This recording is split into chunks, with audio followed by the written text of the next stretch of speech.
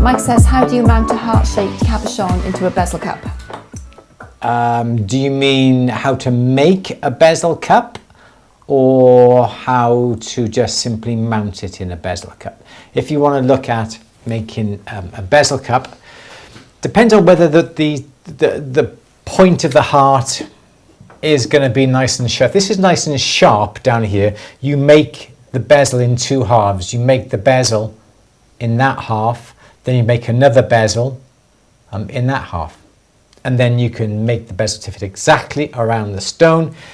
You can cut it and everything else. Or if this bottom of the stone here is quite rounded, like that, you could make it in one point. And I would always start here and bend it round, and then you can bend it around here and up and finish on here. And if you use something like fine silver and it's a nice thin bezel, you should be able to bend it, and where you bend it, it should stay.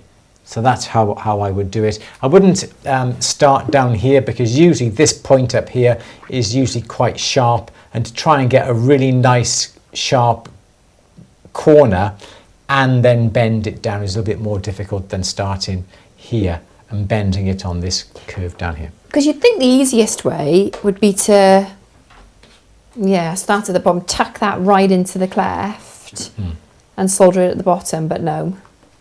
Yeah. Okay. Start on the bottom. And then if you want to suspend it, you've got this nice little area here. You can put on perhaps half a jump ring, or you can put on sort of like 3/4 of a jump ring on the top of there as well, that you can suspend the pendant from. That's the way.